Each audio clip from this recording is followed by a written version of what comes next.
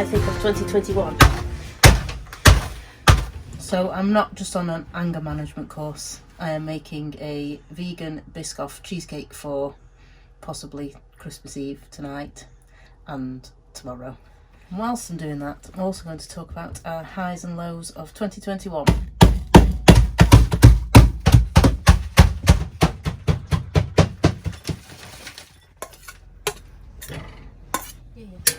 One of the highlights has been the trips that we've been out on the boat. So we went to Llangollen for 2 weeks in August, which was awesome. And we went to Manchester for 2 weeks as well, didn't we? That was pretty cool. All forced by sort of COVID and stuff. We didn't really want to go abroad. We didn't want to risk having a holiday cancelled, so we thought we'd do trips in the boat this year. So they were awesome, going across the Ponty. Because I've already forgotten how to pronounce it.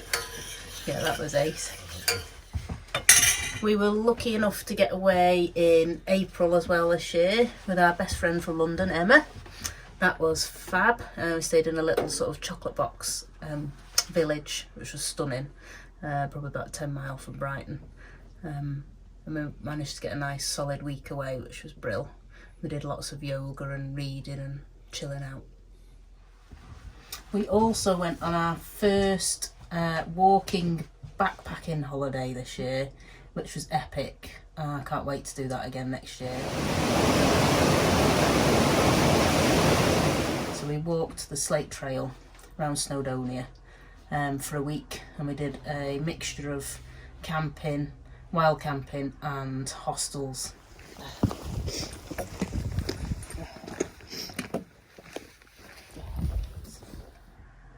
The hostels weren't a highlight though. I'll never do those again.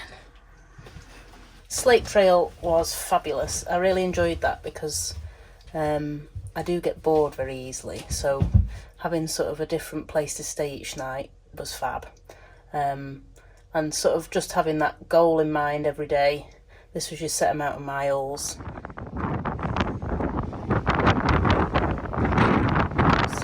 The food was very basic as well. We didn't carry a lot of food, so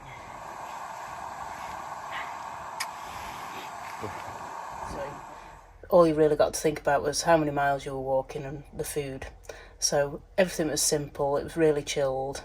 The only grumble, really, I think, was we were affected about COVID again because of staff shortages and stuff. So a lot of the cafes that were on the route were closed. So luckily we'd come prepared and we'd got some food and pot noodles and stuff, but we didn't have as many luxuries as we would have liked.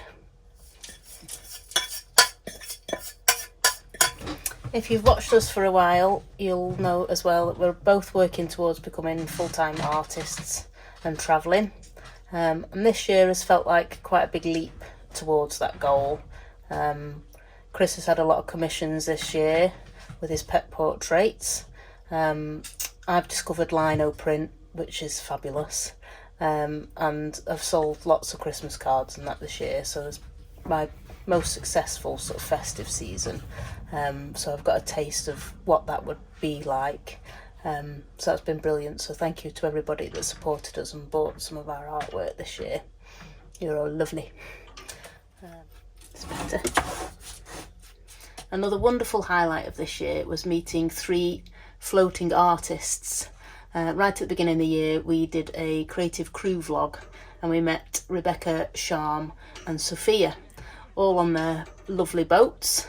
And we went to meet them and saw, you know, their work from beginning to end, what inspired them, how they sold the work, you know, all the ins and outs of becoming a full-time artist, which was really inspirational for both me and Chris.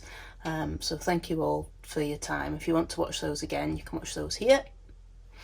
Yeah, that was fab. And they've become friends as well, which has been, you know, a lovely, lovely part and outcome of meeting those people, as well as being inspirational. We moved as well this year. We moved from Northwich to Chester, And now we're moored on farmer's land, so we've got a little plot of land now, 60 foot by 10 foot ish. So next year we're going to be building an art studio, which will be dead exciting. And we've got a little veggie plot now and some space where we can grow plants, and Chris can hoard all of his man stuff.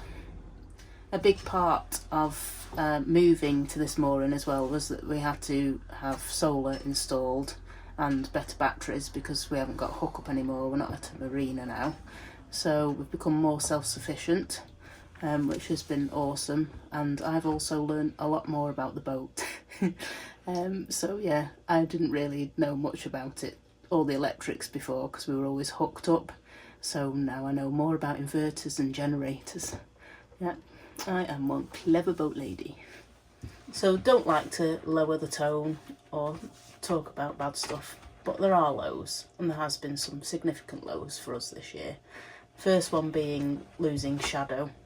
That hit us really hard this year after losing Cody last year as well. I think it made the void even bigger for us, so we really struggled losing Shadow, and that was not a very pleasant part of this year, unfortunately. Another very sad point for us is that both our mums are suffering with dementia, and that has got increasingly worse throughout the COVID period, and we've noticed quite a big decline in both of them. So that's been very upsetting and quite challenging for us this year.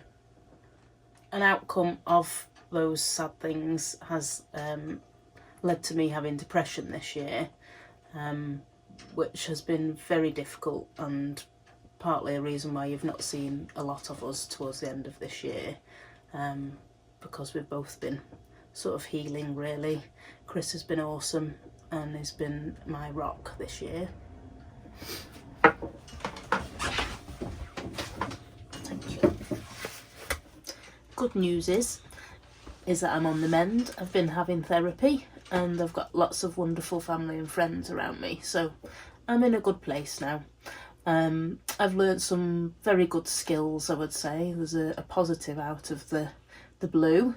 You know, I've got better at self-care. I'm very good at telling people to do self-care and love themselves. I'm not so good at practicing it myself, so I'm getting better at that.